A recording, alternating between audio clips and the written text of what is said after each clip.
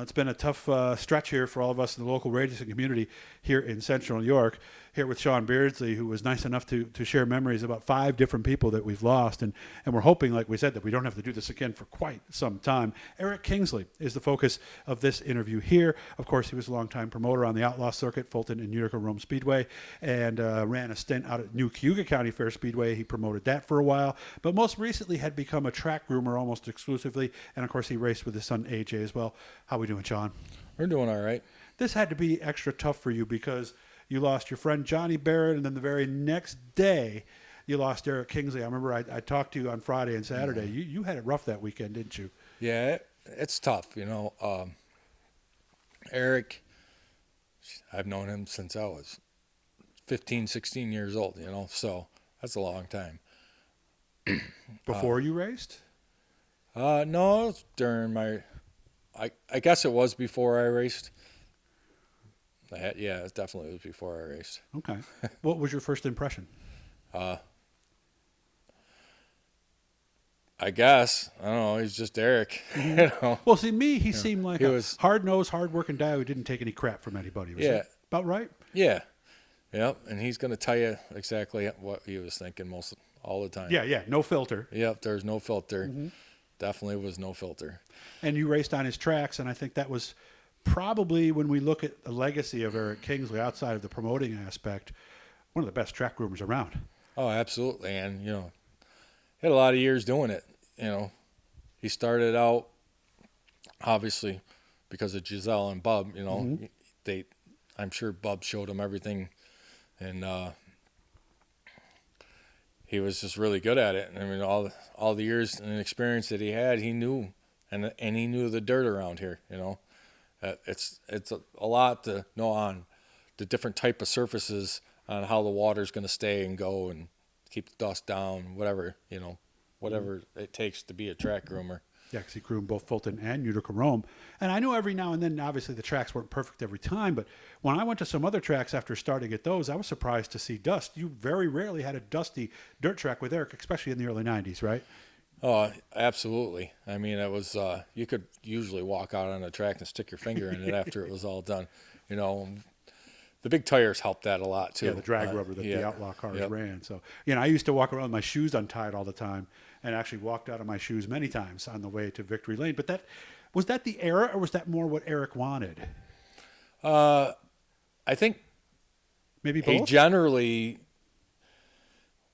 wanted to get it to be good racing, So if the track's too dry, then everybody drops to the bottom, and then it's a train race, If tracks that he did generally wouldn't take rubber, so you wouldn't even put that in the equation too much. But I don't even remember his tracks ever taking rubber, to be quite honest with you. No, I mean, because he was smart enough not to day race.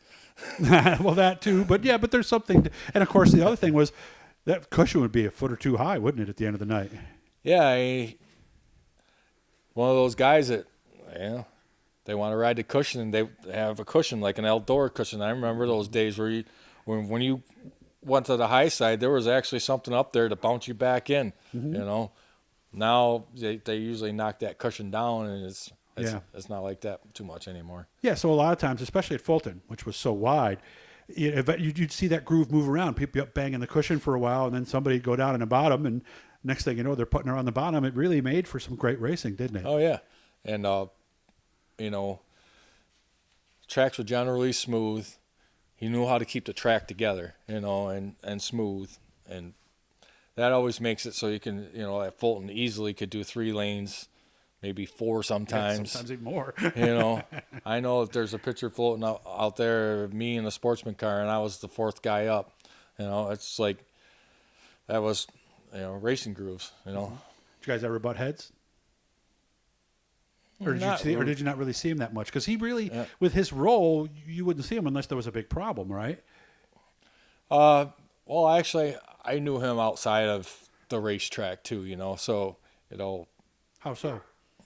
I met him really through Marcia, and we all had common people, So I would see them other places than just the racetrack, And then I got to be friendly with Marcia. Anybody that knows Marcia knows she was a good time. And actually, when Eric and Marsha were together, you know, Eric's sarcasm and Marsha's craziness, it was the greatest thing ever. Yeah, and then Dick Sweet Yeah. going along and pumping them both up at that point. And, yeah, because Marsha's job was more PR, so Eric, you usually wouldn't see him till the end of the night. No, but Marsha... Unless you watch the grader. Yeah, right. Marsha could get him to lighten up in a hurry. Mm-hmm. And how he met Giselle, I'm going to tell this story. I told it incorrectly, and Giselle actually corrected me in a text actually last night. They met. He got money at Fulton, because we used to run the VW mini sprints. Right. And it was only $20 or something. And he said how surprised he was at how little it was. And it was actually Vicky who was at the window, Bub's wife. And he said, well, if it's only $20, why don't you take this $20 and get some toilet paper in the bathroom? You could see him doing that, couldn't you? Oh, absolutely. You know, like I said, he wasn't afraid to say anything to anybody for the most part, you know. Mm-hmm. And, you know, Eric, no filter. Mm-hmm. So obviously, you know. Was he the same guy going for lunch or meeting somewhere later that he was at the racetrack or not? He was a very serious character at the racetrack. If he had a car that he was crew chiefing for, you know, when he was up at the hot dog stand getting a sandwich or something, you could definitely joke around with him. But when it was work on race car time, it was work on race car time. No joking, serious. And as a promoter, he was the same way. You know, he was serious about the race and making sure it was a good show, and the track and everything else that went along with it. The biggest smiles I ever saw from Eric were when he was on the grader. Did you see that too? Oh, absolutely. I mean, that was like his thing, being the grader guy and just going out there, put his headphones on. Mm-hmm. He was doing it before they had headphones, but, you know. Yeah. Well, you've run equipment. Where you get your piece. You've run equipment, heavy equipment, haven't you? Yeah. Being able to run a grader and just go around is one thing, but I can imagine how specific and exacting you need to be for a racetrack.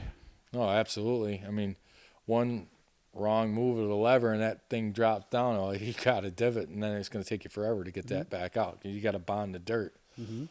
And he was never afraid if at the break he needed to fix something, he wouldn't let it go. He would be out there and fixing it right away. Oh, absolutely.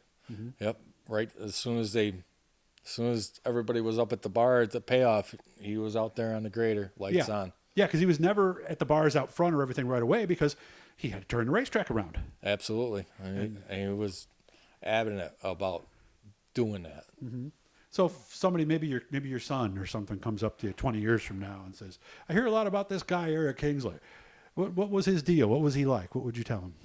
Well, Eric was, you know, like the side of him that I know, he was a very sarcastic, jokey type of guy, you know, and then he had his serious part as a promoter. You know, I never really had too many dealings with him when he was actually promoting, other than seeing him there and knowing him and saying hi. You know, it's not like I didn't know him, but I knew him better when he wasn't being a promoter. I didn't need to really talk to him at the races other than when he was going by. So for a lot of people who only knew him at the racetrack, they didn't really know Eric, did they? Absolutely not. I mean, if to spend a few hours with Eric, you're going to be laughing. He's definitely going to bust your chops. He'll have some smart stuff to say, you know. And very coyly, too, right? Oh, yeah. I could picture the look on his face. Oh, he was quick. Yeah. Yeah, a lot quicker than people give him credit for. And he, you know, my dad used to tell me, you can go somewhere if you could tell somebody to go to hell and have them look forward to the trip. He could do that, couldn't he? Oh, absolutely.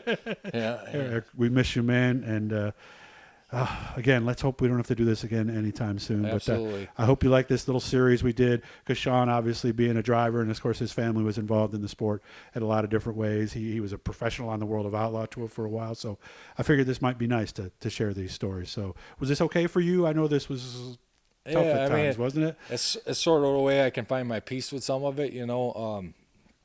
Obviously these people were all part of my life, so, and for a long time. Yeah, and if you guys want to share any stories like Sean did, you know, please make sure to let us know. Hit the blue E down there, subscribe, and every time we're doing something. You take care, man. I can see you're tearing up a little bit, so I'm going to turn the camera off. Thanks again, Sean. See ya.